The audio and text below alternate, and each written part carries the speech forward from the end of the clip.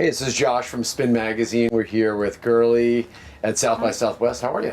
I'm good. How are you? Not too bad. So you were telling me off camera, this is part of your first time ever touring America. How's it been so far? It's been amazing. I've been telling people I'm going to come here and play shows for a long time, and they started to just feel like I was never going to come. And I thought I was never going to come. COVID happened. Well, everything went down. So yeah, it's been amazing. We played shows in New York, Chicago, and LA, and then it's my first time at South by Southwest. So yeah, it's been awesome. Is there anything you heard about America that now that you've been here and you've traveled around that surprised you? I mean, I've been to New York and LA before, okay, but I've never played shows there. I've never been to Texas, and I just love that people genuinely wear cowboy boots and hats. It's like not a cliche. Maybe it is, I don't know. But I feel like it's genuinely a thing. And there's actual saloons, like real life saloons. I love it. Well, you've come to the cowboy hat, cowboy boot capital. And I've got my boots. Of the world, so I'm sorted. you're fitting in quite nicely. Yeah, I know. I had to wear them. So what else are you doing here during South by? So we played a show last night. We're playing 2 on Friday, and then I'm just bopping around. Like, we've been in really cold places, so I'm really appreciating the heat and the warmth. And back home in London, it's just like, we left in a snowstorm, so this is like so nice. And yeah, we're just bopping around, seeing bands, bumping into people I know, trying to just enjoy the vibes. It's very overwhelming. Like, I'm very overstimulated. There's a lot going on. Sometimes I have to take a minute and be like, okay, breathe.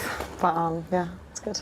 That's incredible. So we've been chatting with artists here about all different causes that are near and dear to their heart, and I know you had mentioned reproductive rights and abortion. Yeah, I think it's terrifying the way things are regressing. Especially, worldwide, it's happening in the UK, it's happening in Europe, but especially here in the States with Roe v. Wade and everything that's happening. I was speaking to someone who said there's been some kind of regression in like reproductive rights in Texas recently as well, I think, which is scary.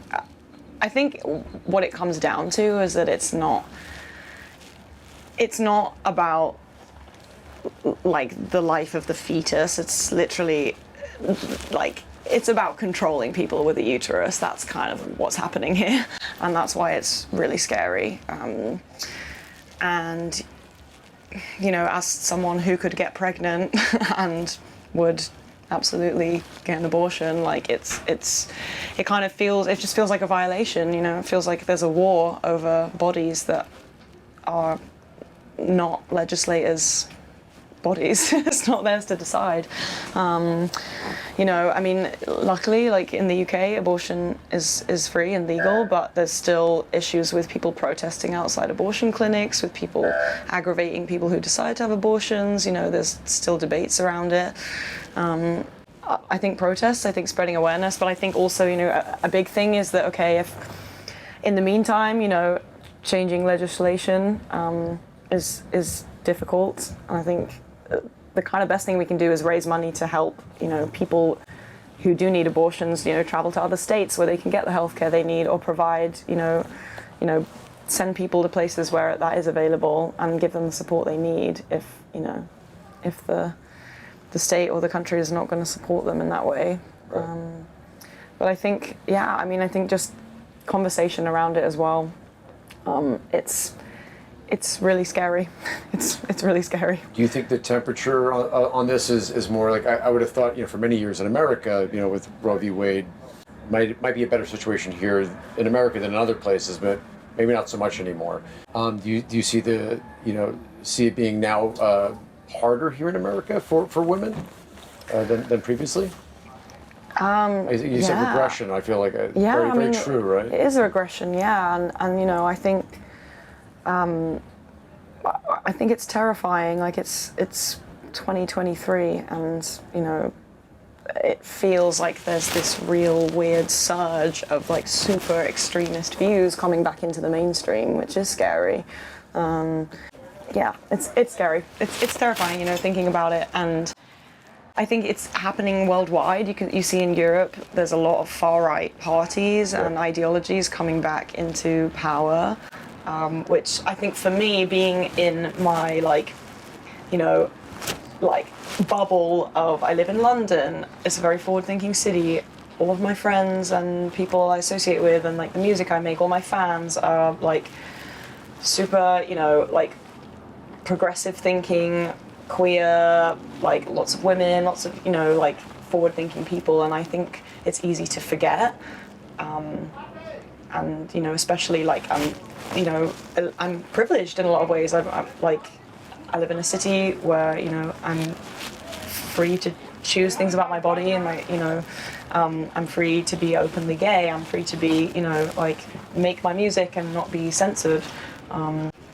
But it's easy to forget that there are people who don't have those freedoms, and like for that to be happening, and I feel like the US, I used to view it as forward thinking and kind of free as like the UK and Europe, and increasingly it feels like it's really not actually. It feels like it's kind of, with things like Roe v. Wade, and it feels like we're like regressing like decades and decades. It's scary.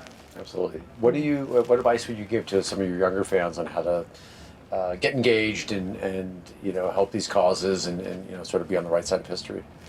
I think yeah, like speaking up about it. I think supporting fundraisers and donations and charities. In the US, like Planned Parenthood are amazing. I've seen there's some people around actually today in Austin from Planned Parenthood. And speaking up about it. But I think, it's also, especially when it comes to issues of, abortion, for example, it's also the job of people who aren't affected by that to speak up, and because, if you're when you're fighting for the right to your own body, it's pretty exhausting emotionally, and physically, but emotionally, to kind of like fight for something and be shut down all the time, and like it's definitely the job of people who don't have uteruses to step up and be like, okay, we have to fight for the people who are affected by this. So people in power, there's some promising people. AOC is like, she's my hero, but yeah, there's a lot. It's scary when you look at the people in power, and you see that it's sort of just majority like white cis straight old guys who believe that women should be back in the kitchen. It's kind of scary. I feel like I've said the word scary like 2,500 times, but that sums it up.